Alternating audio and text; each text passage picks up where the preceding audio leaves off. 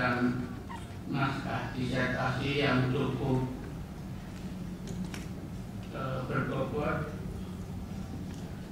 karena cukup berat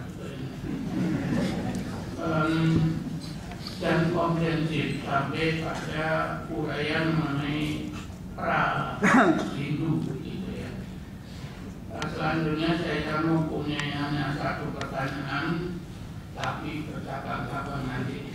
Ini ketika secara menjelaskan dalam presentasi tadi bahwa Keraton Yogyakarta itu pada ada orientasi pra Hindu, menjelaskan Drepe, ya, kemudian Rendo Wahono, ada menjelaskan Dewi Durga.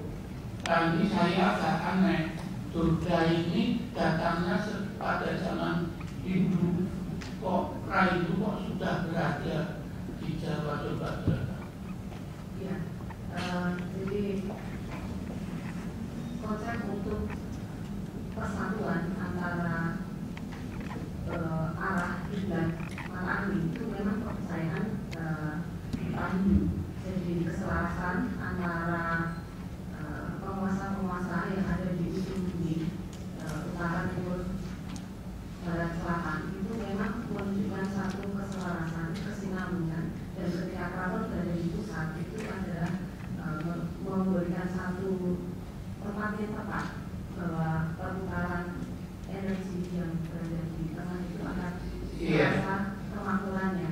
Jadi memang bahwa pertanyaan saya itu mengapa Durga yang itu dewi di dalam agama Hindu tetapi telah hadir pada masa cara menyebutkan pra Hindu. Ya, jadi memang di situ terjadi sinkretis, Prof. Jadi kepercayaan pra Hindu itu memang menekankan kepada keselarasan, intinya adalah menekankan kepada keselarasan alam semesta. Jadi Hindu itu masuk setelah pada masa ketika jadi saya memang risetnya dimulai dari Demak dan Pajang, tetapi bahwa nilai-nilai itu sudah ada sejak dulu dan menjadi pedoman dalam tata ruang keraton setelah Demak dan Pajang. Jadi saya pikir bahwa yang namanya waktu itu saya membuat satu diagram seperti itu menunjukkan arah mata angin sebenarnya. Jadi ada hutan, ada gunung, dan ada laut, dan ada Cukup hutan. pra Hindu itu prasejarah, dalam zaman prasejarah itu belum mengenal jiwa-jiwa. Terima kasih. Selanjutnya ketika Anda menguraikan Keraton Yogyakarta bahwa bangunan kota kerajaan dan konsepsi kosmologis, nah saya akan bertanya tentang kosmologis. Kebetulan Anda ikut kuliah kosmologi ya, memperlihatkan tanda-tanda budaya Keraton Majapahit yang Hinduis. Nah, tanda-tanda itu di mana pada Keraton Mataram Islam ini? Tanda-tanda Hinduis itu terlihat pertama seperti yang saya sampaikan tadi, Prof.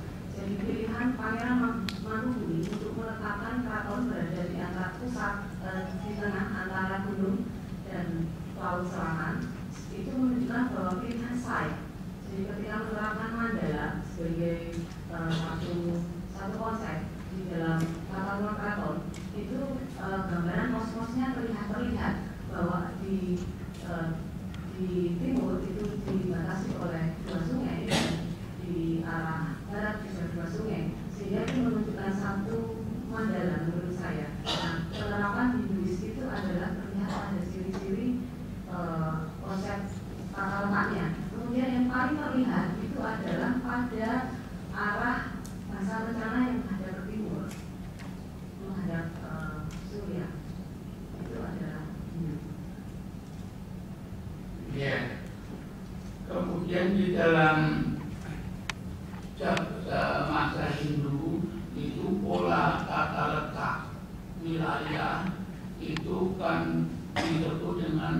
sistem Moncopat Moncolimo.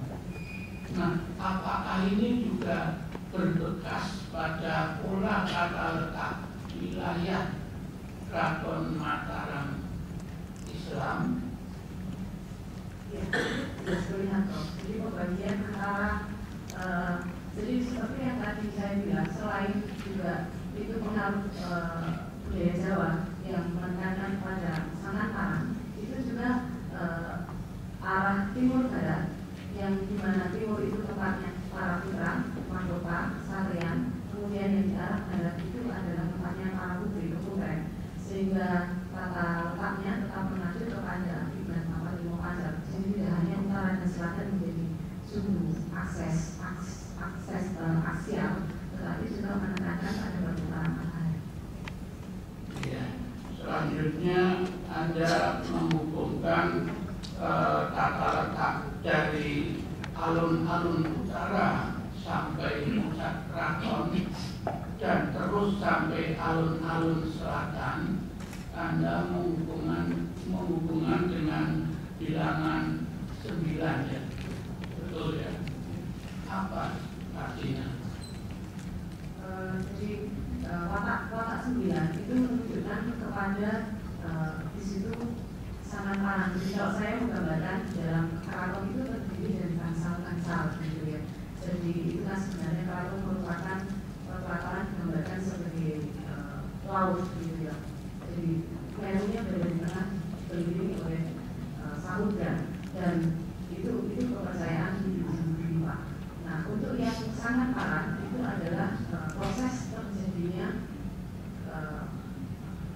sangat parahnya dimati, tapi itu penciptaan proses terjadinya manusia, sehingga itu yang dimaksud dengan orientasi diri.